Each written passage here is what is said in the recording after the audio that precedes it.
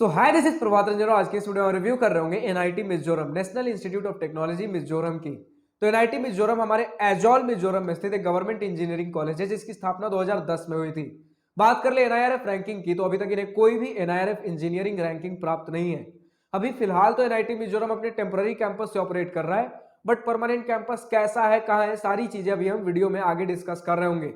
लेकिन सबसे पहले इंटरनेट पर जितना भी डेटा अवेलेबल है, like placements, admission process, cut off, fee structure, बहुत क्विकली डिस्कस करने के बाद आराम से इत्मीनान से हम college and hostel life discuss कर रहे होंगे। तो स्टार्ट करें प्लेसमेंट के साथ। तो एनआईटी मिजोरम ने कुछ भी डेटा ऑफिशियली रिवील कर ही नहीं रखा।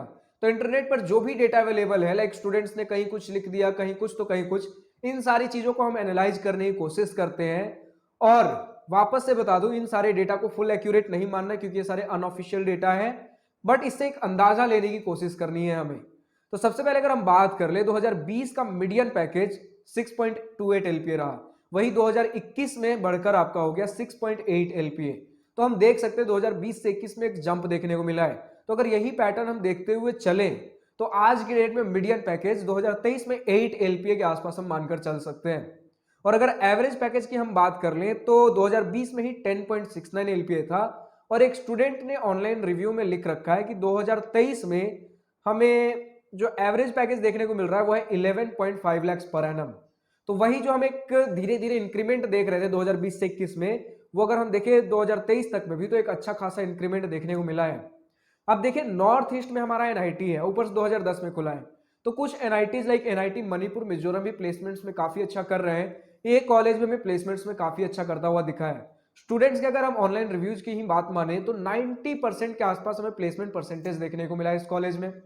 और सबसे highest package computer science engineering की तरफ से एक जगह 27 एलपीए तो एक जगह 28 एलपीए लिखा गया था। तो 2700 या 2800 काफी सिमिलर ही है, तो इसके आसपास का आप हाईएस्ट पैकेज मानकर चल सकते हो। और ये हाईएस्ट पैकेज 2023 का है, और 2023 का हमने एवरेज पैकेज देख ही लिया 11.5 लाख पर एनम। और ये जो भी डेटा में देखने को मिल रहा है, हाईएस्ट पैकेज वगैरह जैसी चीजें, ये कंप्यूटर साइंस इंजीनियरिंग के लिए है। और उसी के जस्ट थोड़ा सा नीचे आप मान सकते हो इलेक्ट्रॉनिक्स एंड कम्युनिकेशन, और उसी के आसपास इलेक्ट्रिकल एंड इलेक्ट्रॉनिक्स।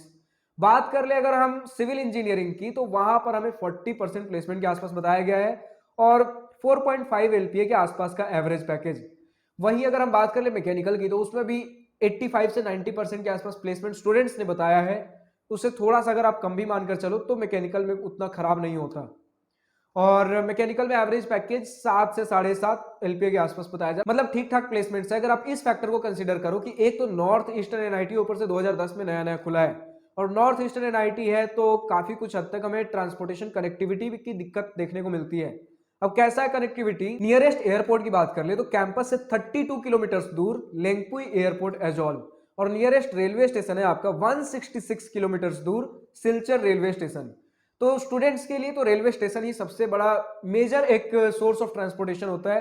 तो स्टूडेंट्स को आने जाने में दिक्कत फेस करनी पड़ सकती है। और लेकिन बात कर ले प्लेसमेंट के हिसाब से, तो कंपनी जो भी ऑफ कैंपस विजिट करती हैं उनके लिए major source of transportation airport, flights, यही सारी चीजें हो रही होती हैं। तो कंपनीज के लिए तो खासा कोई दिक्कत है नहीं, 32 किलोमीटर दूर उतरते हैं, वहां से फिर कैब से आ सकते हैं। लेकिन स्टूडेंट्स को थोड़ा बहुत ट्रांसपोर्टेशन में दिक्कत फेस करना पड़ सकता है।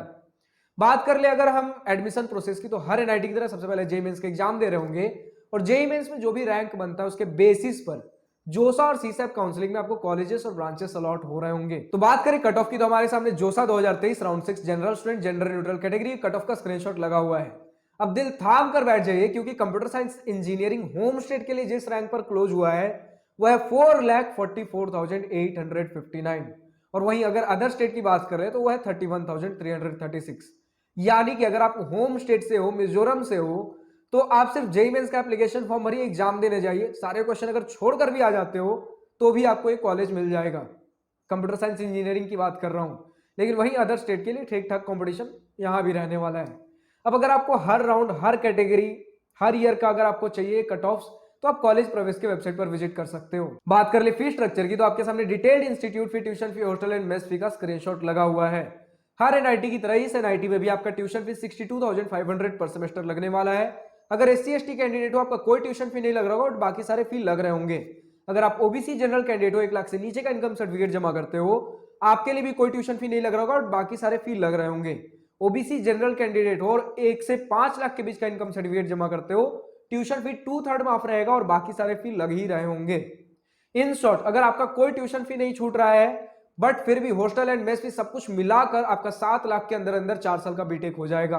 वही अगर बात कर ले, अगर ट्यूशन फी पूरा छूट रहा है जिन भी स्टूडेंट्स का, उस केस में आपका 2 लाख के अंदर अंदर पूरा 4 साल का बीटेक हो जाएगा यहां पर हॉस्टल मेस सब कुछ मिलाकर। तो फाइनली हम पहुंचते हैं अपने college and hostel life most awaited section के ऊपर। तो सबसे पहले तो इसी पॉइंट के साथ स्टार्ट कर दूं कि एनआईटी मिजोरम अभी भी अपने टेम्पररी कैंपस से ऑपरेट कर रहा है, जो कि लेंगपुई एयरपोर्ट के पास है एजॉल में। बात कर ले परमानेंट कैंपस की, तो 190 एकर्स का जमीन एलोकेट हो चुका है एजॉल में, लेकिन इनका भी प्रोजेक्ट का कंस्ट्रक्शन का प्रपोजल अभी भी अंडर अप्रूवल है, यानी कि भी बहुत समय लगने वाला है जब ये अपने परमानेंट कैंपस में मूव कर रहे होंगे। लेकिन वही बात कर ले 2010 के बाद खुले हुए बहुत सारे नए नए एनआईटीज जिन्हें अब परमानेंट कैंपस या तो मिलना चालू हो गया है या 2-3 साल पहले ही मिल गया है या फिर 2-3 सालों में मिल जाएगा, बट इस एनआईटी में हमें अभी काफी देर देखने को मिल रही है। तो काफी दिक्कतें बताई जा रही हैं कि अभी हमें बहुत सारी फैसिलिटीज की कमी है। मतलब बेसिक नीड्स, बेसिक फैसिलिटीज तो अवेलेबल है, लेकिन फिर भी प्रॉपर स्पोर्ट्स ग्राउंड, बहुत सारे फैसिलिटीज अभी भी लैकिंग है। लाइक एम्बुलेंस की फैसिलिटी की दिक्कत बताई जा रही है, एम्बुलेंस फैसिलिटी प्रोवाइडेड नहीं है, जिसकी वजह से अगर कभी तबीयत खराब होती है, कुछ मेडिकल इशू आ गया तो थोड़ा बहुत प्रॉब्लम फेस करना पड़ सकता है।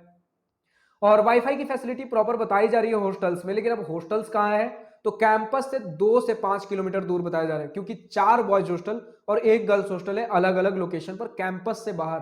क्योंकि कैंपस टेम्पररी है तो छोटा कैंपस एलोकेट होता है यूजुअली टेम्पररी कैंपसेज में। तो 4 बॉयज हॉस्टल और 1 गर्ल्स हॉस्टल है कैंपस से 2 से 5 किलोमीटर दूर, जिसके लिए प्रॉपर बस फैसिलिटी प्रोवाइडेड है। लेकिन मिजोरम में काफी ज्यादा ट्रैफिक बताया जाता है, जिसके वजह से बस फैसिलिटी होने के बावजूद भी लगभग 1-1 घंटे लग जाते हैं कैंपस से हॉस्टल, हॉस्टल से कैंपस जाने में। तो ये सारी दिक्कतें बताई जा रही है। वाईफाई की प्रॉपर फैसिलिटी प्रोवाइडेड है। मेस खाना हर आईआईटी एनआईटी की तरह यहाँ भी बच्चों को कंप्लेन है, मतलब एवरेज खाना है। अब घर वाला खाना तो हम एक्सपेक्ट कर भी नहीं सकते ना, तो होटल तो बहुत ज्यादा हो गया, रेस्टोरेंट्स और ज्यादा हो गया, तो ये सारे खाना का उम्मीद हम नहीं रख सकते। बट हाँ, ऐसा खाना होगा कि वही हर आईआईटी एनआईटी की तरह आपका 4 साल का बीटेक कट जाएगा। इवन अगर हम इनके कैंपस के अंदर की बात कर ले तो 1 एडमिनिस्ट्रेटिव ब्लॉक और 6 एकेडमिक बिल्डिंग्स हैं, जिसके वजह से बताया जा रहा है कि एकेडमिक बिल्डिंग्स अलग अलग जगह पर लोकेटेड है और हिली एरिया है, तो एक एकेडमिक बिल्डिंग से दूसरे एकेडमिक बिल्डिंग जाने में ही काफी समय लग जाता है, काफी दिक्कतों का सामना करना पड़ता है। तो नॉर्थ ईस्ट एनआईटीज में जब आप जाते हो तो थोड़ा बहुत आपको हिली एरियाज में अगर जा रहे हो तो दिक्कतें तो आने वाली हैं।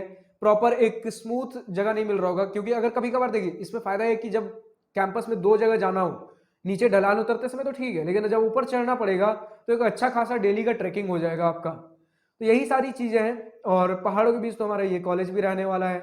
फिर इसके बाद अगर हम बात कर ले इनके कुछ फैसिलिटीज, लाइक स्पोर्ट्स फैसिलिटी भी प्रॉपर नहीं बताया गया, बट फिर भी ये अपने एक स्पोर्ट्स मीट भी करवा लेते हैं। मतलब 3 फेस्ट बताए गए इस कॉलेज के, एनुअल फेस्ट, जो कि हर बड़े आईआईटी एनआईटी में हमें देखने को मिलता है। एक टेक्निकल फेस्ट, एक कल्चरल फेस्ट और एक स्पोर्ट्स मीट। बहुत सारे अभी नॉर्थ ईस्टर्न एनआईटीज में हम देख रहे हैं, या फिर कुछ नए नए एनआईटी जो खुल रहे हैं, जहां पर हमें स्पोर्ट्स मीट नहीं देखने को मिलता है, क्योंकि प्रॉपर स्पोर्ट्स ग्राउंड नहीं है। बट इस कॉलेज में हमें स्पोर्ट्स मीट देखने को मिल रहा है। बहुत जगह आपको टेक्निकल और कल्चरल एक साथ मिलेगा क्लब होकर, लेकिन इसमें दोनों अलग अलग है। मतलब साल में आप 3 बार अच्छा खासा समय एंजॉय कर रहे होंगे। बट अगर इनके स्टूडेंट्स की माने तो इतने बड़े लेवल पर ये तीनों फेस्ट ऑर्गेनाइज नहीं होते, तो जितना एक माहौल बनना चाहिए उस हिसाब का माहौल नहीं मिल पाता। बट हाँ, 3 बार ऐसा साल में आपको समय मिलेगा जब थोड़ा मौज मस्ती वाला समय आएगा। और एकेडमिक प्रेशर थोड़ा बहुत बताया गया है, वो आपको हर आईआईटी एनआईटी में देखने को मिलेगा ही। सब्जेक्टिव है आपका एकेडमिक प्रेशर, किसी के लिए होता है किसी के लिए नहीं होता है। बट इस कॉलेज की मुझे सबसे बड़ी दिक्कत ये लगी कि गर्ल्स हॉस्टल भी कैंपस के बाहर है, क्योंकि गर्ल्स की सिक्योरिटी अगर हम ध्यान में दें तो बहुत सारे एनआईटीज है, बहुत सारे और भी अलग कॉलेजेस है जिनका टेम्पररी कैंपस है, जो बॉयज हॉस्टल को बाहर रख रहे हैं, बट फिर भी गर्ल्स हॉस्टल्स को ट्राई करते हैं कि कैंपस के अंदर हो। तो इस फैक्टर को ध्यान में देना चाहिए था, बट खैर कोई नहीं, जो है सो है। और इनका भले ही एकेडमिक बिल्डिंग अलग अलग जगह बताया गया, बट अंदर से बताया जाता है कि smart boards facilities proper provided है। तो क्लासरूम्स बढ़िया हैं, फैकल्टी प्रोफेसर्स बढ़िया है, हेल्पफुल हैं, बढ़िया पढ़ा देते हैं, यही सारी चीजें हैं। अब कमेंट सेक्शन में लिखकर बताइए और किस कॉलेज का आपको रिव्यू वीडियो चाहिए। आज के इस वीडियो में इतना ही। अगर वीडियो पसंद आई हो तो लाइक शेयर पर दिल खोल कर करिएगा, और अगर कुछ दिल की बातें, कुछ होने बातें लिखकर बतानी हो या पूछनी हो तो कमेंट सेक्शन आप ही के लिए तो है। So thank you for watching this video. Goodbye, nice day, wish you all the best for future, enjoy journey.